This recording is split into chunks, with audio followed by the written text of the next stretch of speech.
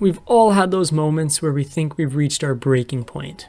Well, these stories we've collected from the internet showcase people who actually did something about it. They quit right on the spot. And once you hear about what the cold-hearted boss in the final story did, we think you'll agree that it was the only choice. While I was working as a delivery driver for a late-night pizza place, the evening manager consistently favored his close friend. He would give his buddy multiple deliveries at once, while assigning me individual, distant ones. This meant that he could do 2 or 3 times as many deliveries as me an hour and get the tips to match. When I complained about it, the boss dismissed me, until finally, one delivery drove me over the edge. His friend was chosen for a large order for the Ford truck plant. It included around 8 different deliveries. Following this, I decided to make my own bonus. Over the next few hours, I began to load up my car with pizzas, chicken wings, and bags of frozen fries. And I didn't stop there either. I also took multiple 24 packs of sodas and beers and a substantial amount of family-sized Oreo packs. Before leaving, I informed the manager that I hadn't prepared any food for the night shift, hinting at his unfair behavior. And with that, I quit. When it came time to collect my final paycheck, they claimed it hadn't arrived. Well, I had a trick up my sleeve. I told the manager that I knew all about how they'd been selling drinks to underage customers. In fact, I'd seen the very same manager selling to his younger friends. Not surprisingly, my paycheck appeared shortly after, despite all the food that I'd taken home. Then, within a year, the pizza place itself shut down. Hey, when your boss is playing favorites and there's no way out of it, I think you have to do whatever you can to get even. And if you end up with a freezer full of food, a fridge full of soda, and a belly full of Oreos, well, I wouldn't be mad. I served as a personal assistant to an executive in an advertising firm. His interpersonal skills left a lot to be desired, and he had unreasonable expectations. Even though I started my day at 9 and he strolled in around noon, he wanted me to remain at my desk until he left. This was often around 8 in the evening. To be clear, I'd been hired to work from 9 to 5, but I put up with it for a while. One day, while in the middle of getting him directions to an event, I received the horrible news that my father had been rushed to the ER with heart complications. I told the executive about the situation and about my need to leave immediately. His response was despicable. He said, "First, I need those directions." The worst part? He had been to that location just the day before. At that moment, I realized I couldn't put up with him any longer. I left his office, gathered my stuff, and made my exit. As I walked home, he kept paging me. My colleagues, who could tell I'd hit my limit, sat there in silence, even as he persistently called out my name. Learn how to take a hint, buddy. I just hate dealing with people like this, ones who are so entitled that they act like no one else has any life outside of work. If this were me, I think I would have found it hard to leave without letting the boss know how I really felt. While I was managing a restaurant, the boss accidentally spilled piping hot chicken noodle soup all over my upper body, causing a horrible burn all up and down my body. The pain was so severe that I had to remove my shoes full of scalding soup. I reacted by running and swearing out loud. My boss then warned me that if I swore loudly again, he would fire me. Despite being in pain, he denied my request for medical help. Ignoring him, I went to the hospital anyway and came back to work the next day, bandaged up. That's when he told me that I had to cover that day's shift to make up for my absence the day before. I argued that this was against the law and presented him with a choice. Either pay for my treatment or let me go. He shrugged it off, telling me I had no say in the matter. So, I quit. And then, 3 months later, I got my revenge. Armed with a mountain of evidence, I filed a lawsuit against him, presenting proof of unsafe working conditions. And I didn't stop there. I also had proof of tax evasion and lack of proper insurance. All this forced him to sell his businesses to afford the legal expenses, my medical bills, and the mandatory restitution payments. Not only did he have to go to jail, the poor guy is still making payments to me. The real happy ending? After he served his time, he moved to the same small town I had already moved to. We often cross paths. Each time we meet, I make sure to remind him about his next payment. Okay, yeah, some bosses are jerks, but this one was a downright criminal. I can only imagine how satisfying it is to make someone like that pay for what they've done. At the large company where I used to work, they kept cutting the staff, but not the amount of work required. We went from a team of 15 down to just 2 of us. We were now doing the work of 3 people each and pulling in over 60 hours a week. Despite this, we kept our heads down and didn't complain, grateful to still be employed. A while after, a new head of the department was hired. It was time for my yearly review. It was in this meeting he said, "We just need you to contribute more." I knew exactly what to say. Without any previous planning, I just responded, "No." I think we were both shocked at that point. There was no way I could take on any more work. Without even thinking about it beforehand, I'd quit. But I never second-guessed myself. The moment I heard, "We just need you to contribute more," there was steam coming out of my ears. How can a boss be so clueless about what's really going on in their workplace? Quitting was absolutely the right call here. I served as an engineer in a large company. In March 2020, just before things got locked down, I was in line for a promotion to senior engineer. However, they informed me that due to the pandemic, the promotion was on hold. I understood, yet shortly thereafter, they announced a cut in our salaries, citing financial challenges. I accepted this, although I was extremely disappointed. A few months later, the company promoted 2 of its vice presidents to senior vice presidents. They got substantial bonuses. When I asked about my long-awaited promotion, they reiterated their stance on not promoting anyone during COVID. Eventually, they promoted me, but this was the biggest disappointment of all. The raise was a mere $100 annually. That's like 1 free coffee per paycheck. Even worse, thanks to the salary cut I'd involuntarily taken during the pandemic, this didn't even bump me up to what my salary had been before. Oh, and our bonuses had been halted during that time. Yet, the management still received theirs. After receiving the official promotion letter, I handed in my resignation and began searching for a senior engineering position elsewhere. Large companies need to treat their employees better.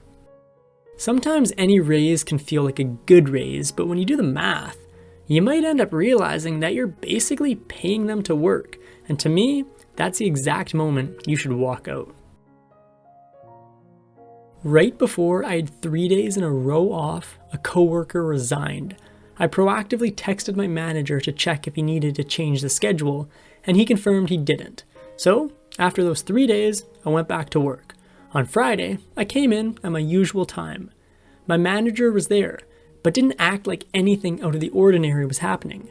The same scenario played out on Saturday. On Sunday, I got in 10 minutes late due to unforeseen traffic. This wasn't typical for me, so I intended to apologize and move on. However, my manager's reaction was extreme. He criticized me for being consecutively late for 3 days. Puzzled, I asked him to explain. It turned out he had revised the schedule on Friday and Saturday, making me inadvertently 4 hours late on both days. When I mentioned the lack of communication about the change, and even my prior check-in with him, his response was dismissive. He said it was my responsibility to be aware of my schedule. I placed my keys on his desk, walked out, and never looked back. Wow, there are few things as frustrating as miscommunication, especially the kind that comes from someone putting in zero effort. The person in this story was totally justified, and I would have done the exact same thing. I was a certified nursing assistant at a nursing home and had been loyal to the institution for 3 years. However, in my 3rd year, the place underwent a change in ownership. This led to a reduction in staff and a lowered budget for supplies. Then they did something really evil. They started to evict patients who weren't deemed financially profitable. Having spent 3 good years there, I was hopeful for improvements. But then my breaking point came. I was assigned 29 patients for a daytime shift with just 1 nurse for support. The workload expected of me included administering 8 baths, assisting nearly half of my patients with lifts, and managing 3/4 who were incontinent. Overwhelmed, I contacted my supervisor. By the time he answered, I was in tears. I explained that it was impossible to properly complete all those tasks and how this left our elderly patients vulnerable and neglected. It was downright unethical. I pleaded for additional assistance. His response was diabolical. He was dismissive and completely unsympathetic. He claimed that state regulations didn't explicitly set a limit on patient numbers for certified nursing assistants, implying that the setup was totally fine. He further clarified that no help would be provided and that I should manage as best I could. Distraught, I nearly quit on the spot. However, out of compassion for the patients I'd cared for over the years, I finished my shift. Once I clocked out though, I immediately resigned. This is actually pure evil. The fact that there are people out there taking advantage of old folks like that makes me furious. I hope they got what's coming to them. I was working in a mine that was slated for closure in about a month. It was a sand mine that featured screen towers, which are tall structures, usually about 60 feet high, that function like sleeves to separate sand. One particularly frigid January day in Minnesota, with temperatures plunging to minus 11 degrees and fierce winds making it feel like almost negative 40 degrees, the seals on our screen tower malfunctioned. It was essential for operations. So, a team of 6, including myself, braved the extreme cold to replace those seals and get the tower running again. We spent an excruciating 3 hours up there, battling gusty winds at a high elevation. Despite our insistence on using high temperature seals, which made sense considering the heat generated by the machinery, the mine superintendent insisted on low temperature seals. His rationale was that the cold weather warranted such seals. That's when I began to get frustrated. Low temperature seals are generally reserved for water screens exposed to cold water. Unsurprisingly, a mere 15 minutes after restarting the tower, the seals gave out, exactly as we had anticipated. Despite our prior advice and his evident failure, the superintendent, clinging to his engineering degree as if it invalidated our own ground experience, wanted us to redo the task. His disregard for our expertise and well-being was the last straw for me. Without saying a word, I collected my belongings and left. When he reached out shortly after, I made it clear I couldn't work under someone with this approach any longer. Fortunately, I had a standing job offer from a Texas mine. I promptly accepted it and moved within 2 weeks.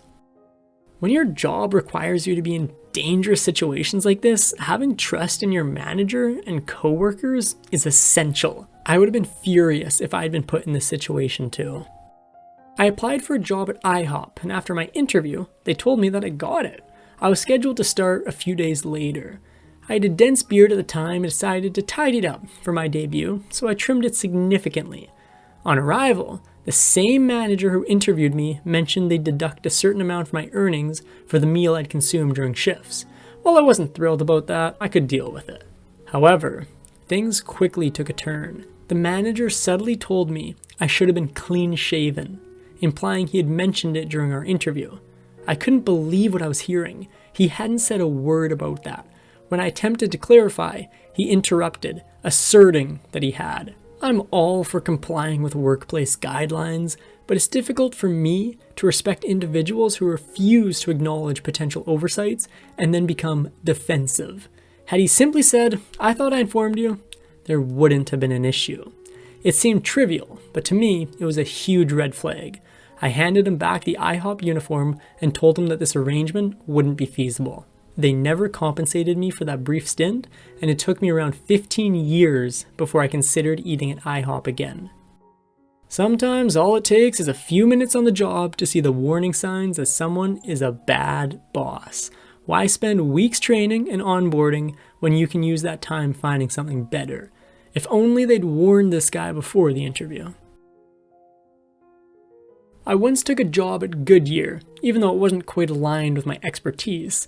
I just needed some cash at the time. First, their lead technician had to leave due to a bicep injury.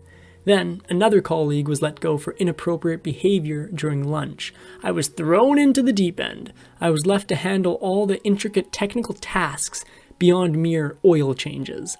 When I asked if this increased responsibility came with a pay bump or upward move, my manager's response was infuriating. He told me, bring 2 ASE certifications and attend 3 local seminars. Then we can discuss a promotion, a dollar raise, and a commission on your tasks. I couldn't afford the pricey ASE tests, and the seminars weren't any cheaper. To fill the void, they brought in someone from a nearby Firestone. I thought he'd be my savior, but he was a total nightmare. This new hire was inept at detailed technical work, often causing more problems than he solved. But he was efficient with tires. I constantly found myself correcting his errors or assisting him with tasks he wasn't equipped or skilled for. Yet to my astonishment, during a team meeting, he was lauded and promoted for his industry contribution. No certifications, no training seminars. I handed in my resignation immediately. As I was wrapping up for the day, my manager approached, realizing that without me, the team lacked someone skilled for advanced tasks. That's when my incompetent old boss made a Hail Mary pass. He really thought I'd change my mind? He was so wrong. He dangled the same carrot in front of me, a raise contingent on 2 ASE certifications. I chuckled, reminded him he'd made the same offer before, and said I'd immediately pack up my equipment. Being the most capable one at your job can be a heavy burden, especially when you have to keep an eye on a newbie. Combine that with a boss who doesn't respect your skill, that's a serious recipe for disaster. I was working at a nursing home, handling medical records. My overbearing supervisor, who I didn't get along with, retired. Despite my extensive knowledge, she didn't endorse me for her role. Instead, they brought in a newcomer with no prior experience.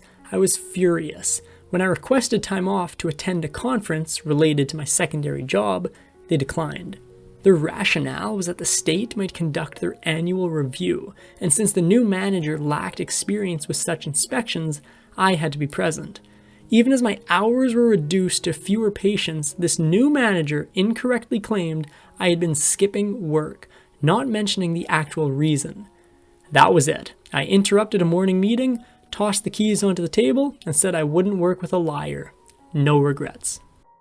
I think people forget how important the golden rule is. Treat people how you want to be treated. And at a workplace, if someone is important, treat them that way and don't replace them with someone with no experience. I once had a job that involved a great deal of driving and strenuous loading and unloading tasks. One day, while in a rush and not being cautious, I accidentally sustained a concussion at work. Feeling unwell, I took a break from driving and asked to visit a doctor. Upon examination, the doctor diagnosed the concussion and prescribed 2 weeks without driving, heavy lifting, or repetitive motions. She said if I didn't take it easy, the consequences would be devastating. I went to work and told my manager about it. Her response was brutal. She proposed that I perform light duties in the warehouse instead. It was at that point I realized I needed to make a change. The warehouse work was by no means light duty. Fortunately, I'd been padding my savings. I didn't report back to work the following day. Quitting and not giving any notice was unprecedented for me, and while I might never do it again, it felt liberating. It hadn't been the right job for me for a while, and now they expected me to potentially injure myself?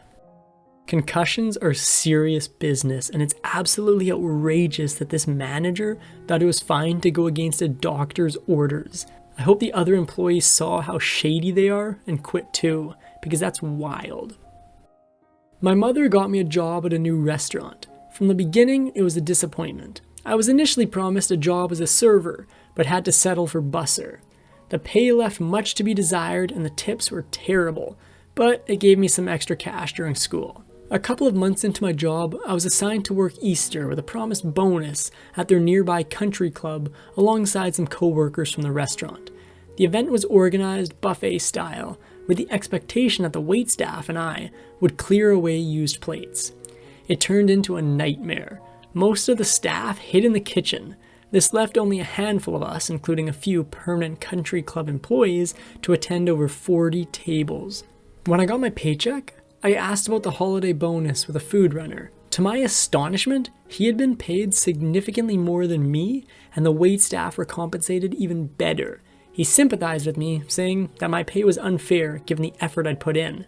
I knew I had to do something. I approached the manager, questioning the disparity in our pays, especially since I'd taken on the bulk of the work. His response was rather rude, suggesting that even what I was paid was too generous. I just couldn't take it anymore. Disheartened and disrespected, I handed over my badge and keys, leaving them understaffed for the day. But that wasn't all. To add insult to injury, both the boss and I were servicemen from different military branches. Such a blatant lack of respect was the final straw for me. On my way home, I called my mom and told her everything. Well, she was one of the most skilled waitresses, and it was her final straw as well. She gave the boss a piece of her mind and quit too. When you have a bad boss, there can be some comfort in commiserating about it with your coworkers. But if they're jerks too, where does that leave you? I'm glad this dude had a secret weapon for getting revenge and left his bad boss down 2 employees.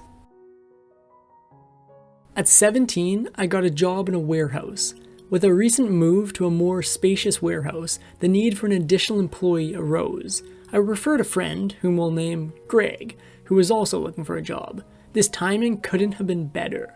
While Greg struggled with some warehouse tasks, he held a driver's license, something I lacked. This enabled him to make customer deliveries, so the bosses were thrilled.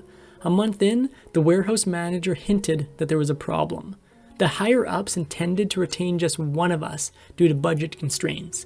Even though I had seniority, they favored Greg for his ability to drive.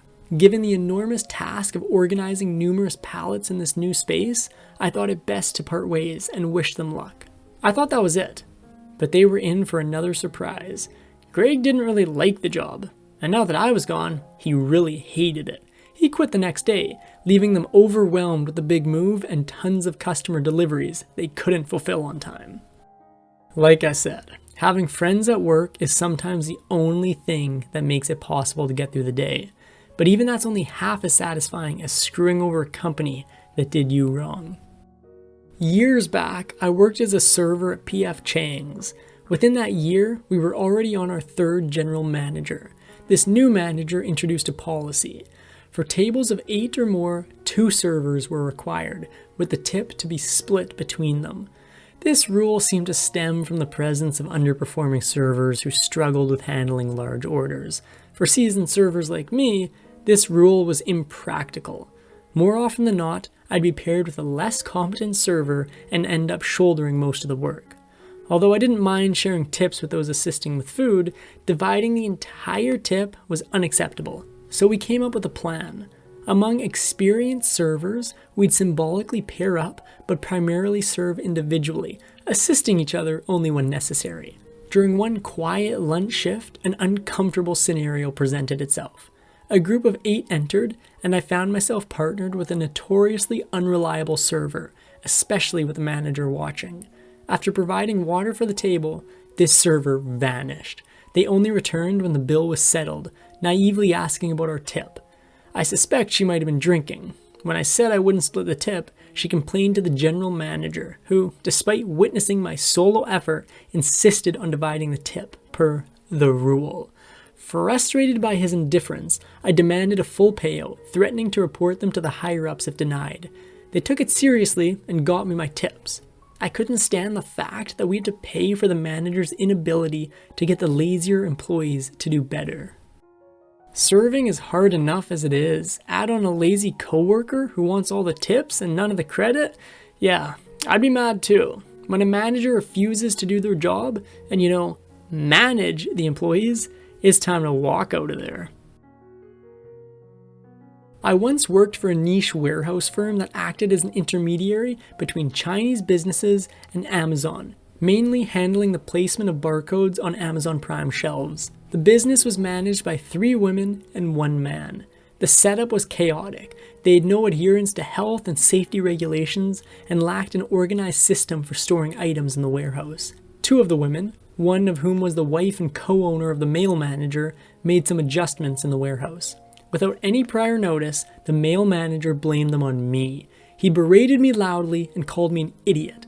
That incident marked the first major issue I had there. Meanwhile, the trio in the office began to treat me condescendingly, like they were stereotypical high school bullies.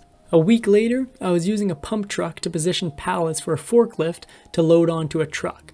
As I was working, the male owner came up to me, and what he did could have killed us both. He aggressively took the pump truck away from me, criticizing my capabilities. At that moment, I yelled, "Enough is enough, I'm done with this place." I left immediately. They subsequently neglected to process my payment on the due date. I knew exactly what to say. I threatened to contact OSHA. They paid me immediately, and then I called OSHA anyway. Sure, you can get revenge in a lot of ways, but making a threat, getting what you want, and following through on it anyway? I'm stunned. That's just ice cold, and I love it. I once took a job at a bakery. On my first day, I arrived early to get acquainted with the team. They assigned me the task of greasing baking trays for the others. When I picked up the first tray, I started screaming. A swarm of about 15 cockroaches darted out from underneath. I pointed it out to the person guiding me, and he seemed indifferent. The unsettling part was that this was happening just a short distance from where customers were standing, and he didn't want me to wash the trays. After doing this for an hour, I excused myself, saying I felt sick, and went to the bathroom. When I got back to the kitchen, I said I didn't want to continue with the task, especially since it was unsanitary. His response was to suggest I find a real job, so that's exactly what I did. Yeah, that's a big nope for me. If they can't bother to keep the space where they keep their baking trays clean, what else are they neglecting? I would never want to work in a place like that. I was working for a plumbing company at their call center, setting up appointments. I had a call come in from a desperate single mother. She hadn't had hot water for over a week and couldn't afford repairs. My operation manager refused to help her. He sat there with a big smirk on his stupid face, listening to her crying. And that's when he uttered a single sentence that was so disgusting, I'll never forget it. At this point, the woman was crying on the phone, emotionally overwhelmed. My boss just commented, "I guess she'll have to decide how much a hot shower is worth to her." Even worse, he said it with a wide, smug grin on his face. That's when I decided to leave, right then and there, packing up my desk and walking out. This story is so infuriating, and this boss truly is the scum of the earth. No one could blame the employee here for walking out after hearing the boss say something that atrocious. I sincerely hope he gets what's coming to him. That's the last of our tales about frustrating employees quitting on the spot, but check out the rest of our channel for compilations of absolutely wild and totally true stories. If you enjoyed this video, leave a like rating, subscribe for more, comment below, and we'll be back with a brand new video very soon.